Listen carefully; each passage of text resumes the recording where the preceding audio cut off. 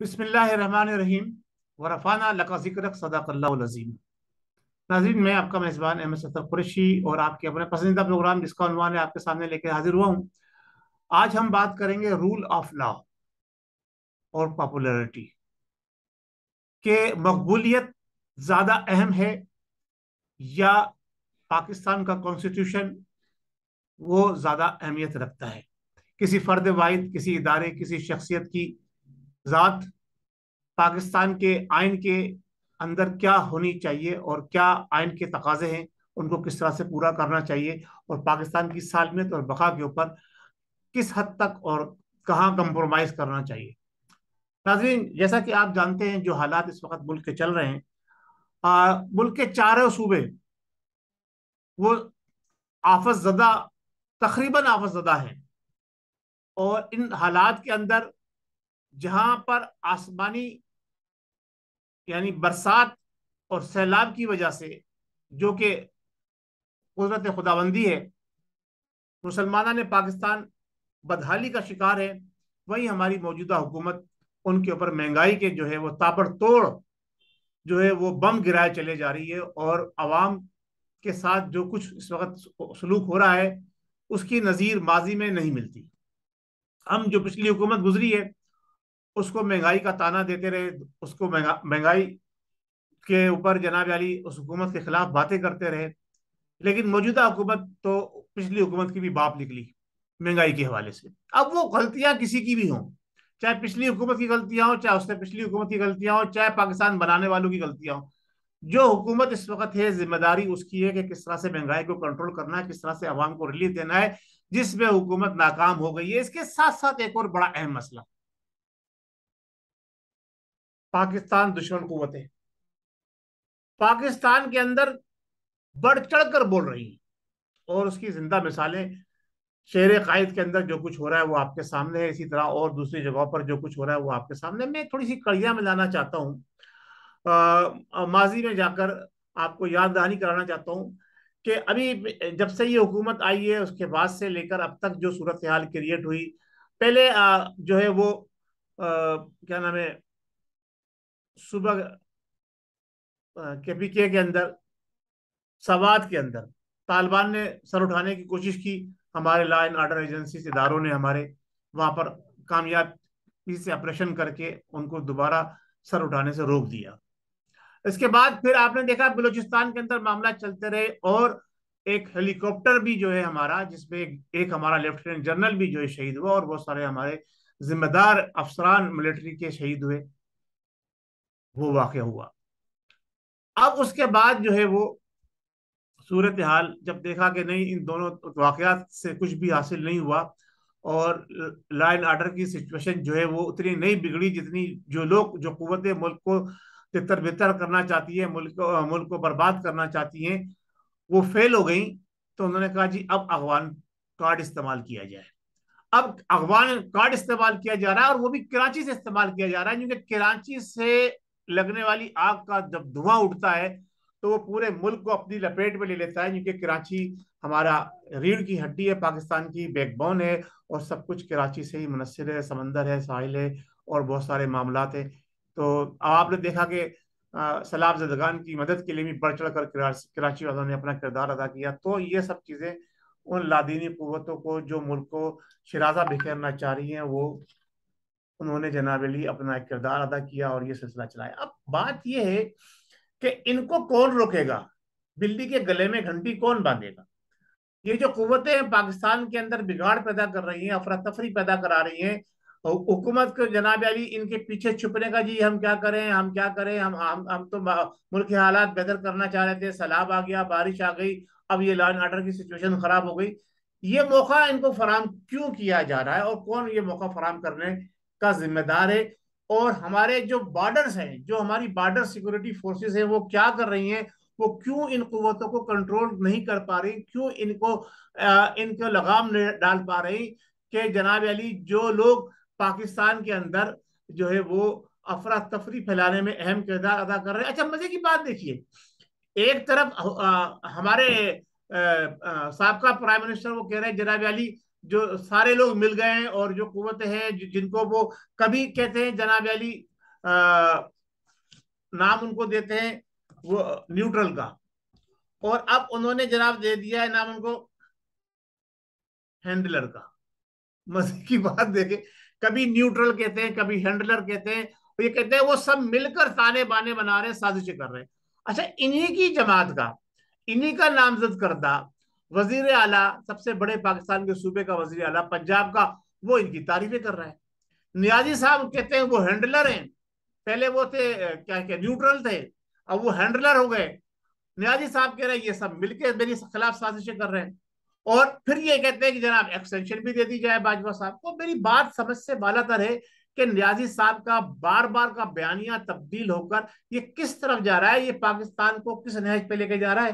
اور وہ چھوڑتے ہیں ہم اس بات کو، یہاں پر ہم آگے بات کرتے ہیں کہ جناب علی رول آف لا اور پاپولرٹی.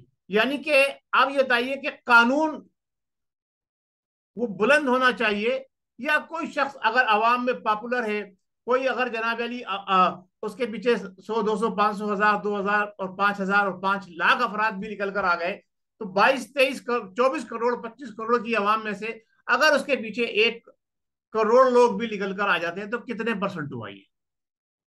یعنی 1 اور 2% کی جو پبلک اپنے ساتھ لے کے ملک کے اندر نکل کر آ جائے گا، وہ جو ہمارا قانون بنا ہوا ہے، جس کو پاکستان کا کانسٹیٹیوشن کہتے ہیں، وہ اس سے بالاتر ہو جائے گا.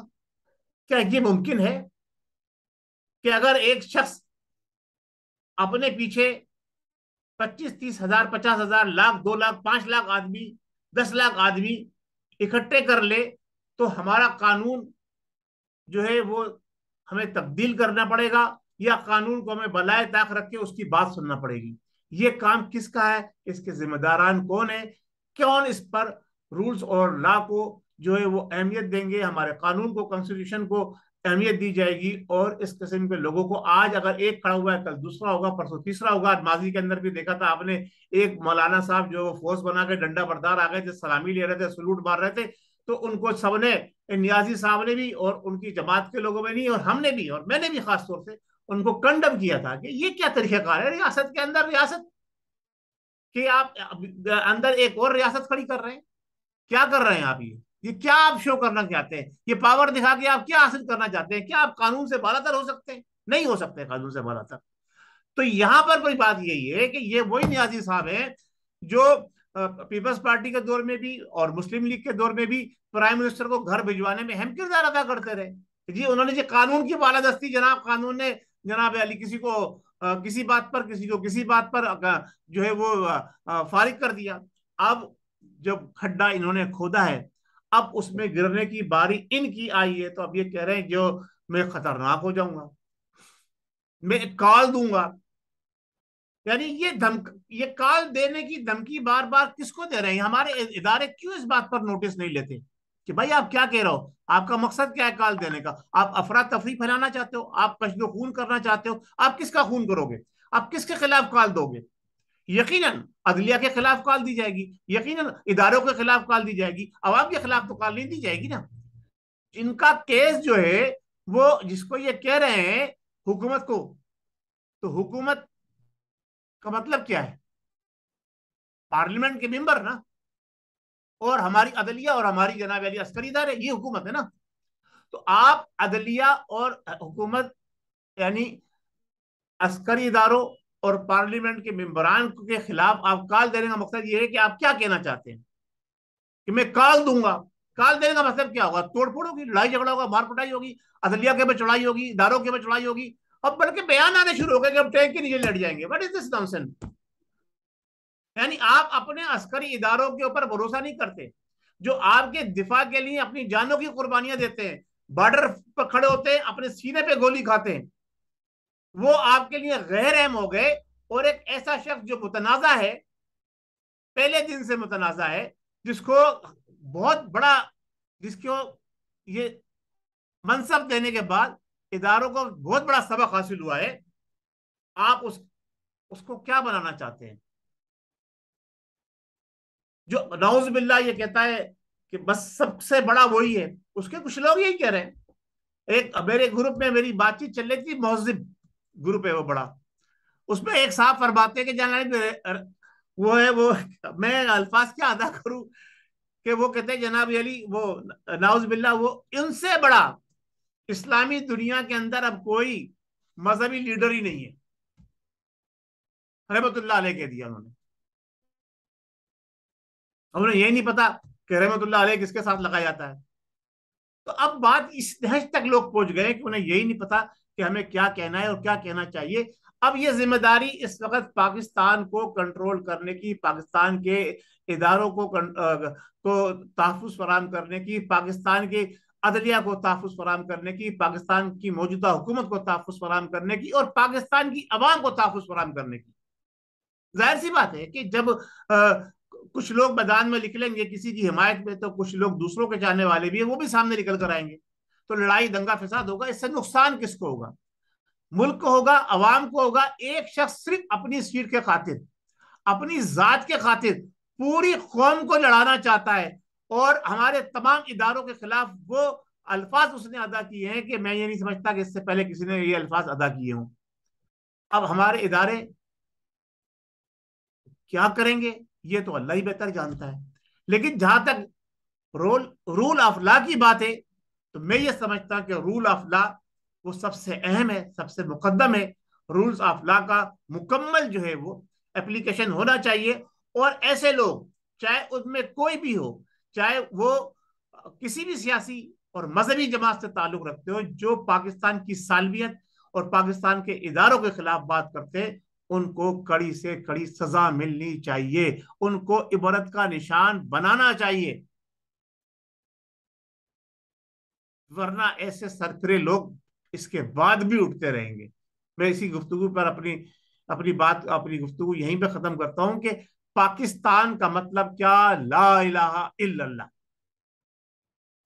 یعنی پاکستان کا یہ نعرہ تھا. اور نظام معیشت کیا ہوگا؟ میں کہتا ہوں محمد رسول اللہ، یعنی ان کے بتائے ہوئے طریقہ کار پر چل کر ہم نے اپنی معیشت کو پروان چڑھانا ہے. آ جائیے ایک بار پھر متحد اور منظم ہو جائیے، اور ہم ایک قوم بن جائیں، مسلم قوم بن جائیں، پاکستانی قوم بن جائیں. عصبیت، لسانیت، فرقہ وارانیت اور مذہبی منافرت کو بالائے طاق رکھ کے پاکستان کی بقا، سالمیت اور بہتری کے لیے سوچے، اور ہمارے ادارے اس میں اہم کردار ادا کریں. ٹھیک ہے، کوئی ایک آدھ کوئی کالی بھیڑ اداروں میں کہیں سے آ سکتی ہے، تو اس کا جو ہے وہ احتساب بھی کیا جاتا ہے. ایک سابق ابھی پچھلے ہی دنوں ایک صاحب کو پھانسی بھی دی گئی. تو یہ صورت حال ہے.